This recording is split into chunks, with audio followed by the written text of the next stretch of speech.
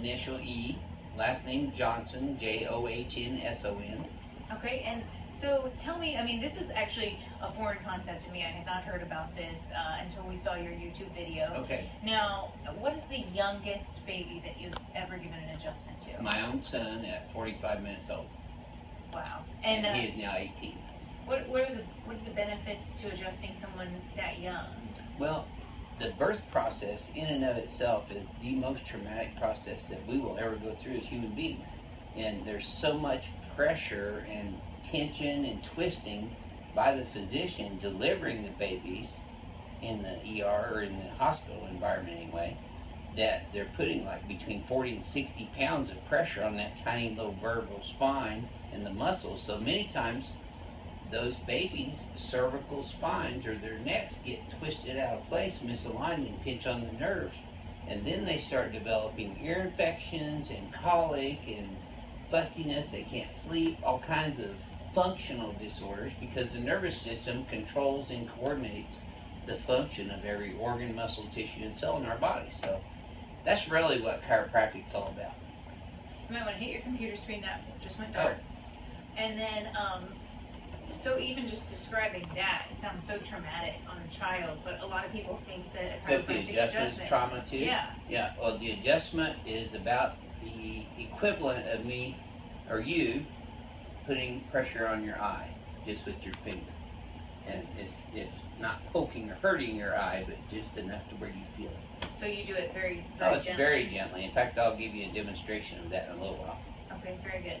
And I will mention one thing. There was a report in all of the medical journals that I find, they say there's not enough pediatric, studies to determine whether or not this is good It's or bad beneficial. for babies. Medically. Medically, right. Right. But then in 2013, there's an Australian chiropractor who was accused of breaking the child's neck, but then there's some controversy there too. Yeah. Do you have any idea what could have gone wrong?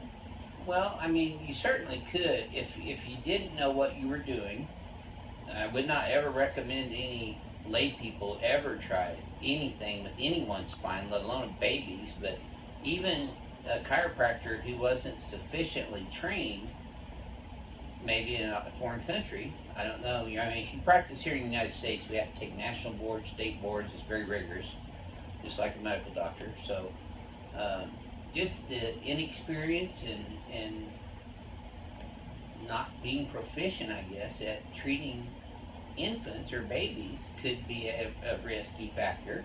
That's why we're so educated at Palmer College of Chiropractic, where I went to school, and I've been practicing adjusting infants for 34 years now. So, the experience, the postgraduate education, plus the education we get at Palmer is great. So the chiropractor's education is a lot higher than what I think a lot of people give it credit to, and I think every family should have a chiropractor as a part of their healthcare team. We work together with MDs and physical therapists and physiatrists, pain management doctors all the time, because we're part of a team there for the patient's benefit, not just for our benefit. I mean, that's the whole point, is we need to be there for the patient and get them the alternatives that they need. And chiropractic is a wonderful alternative for parents and their children, including their infant children, to get treatment and get well on their own, because their bodies will heal themselves if allowed to function properly.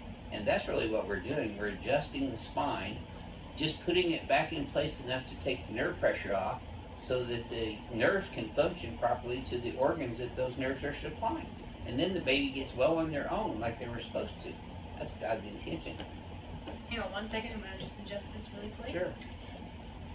Am I talking clearly enough? I think so.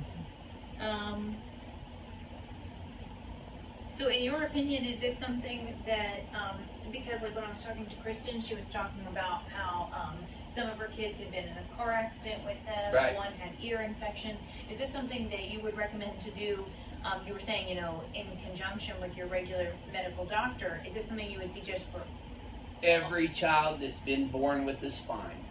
Everyone? I have an old saying, only the spineless don't need chiropractors. That's it.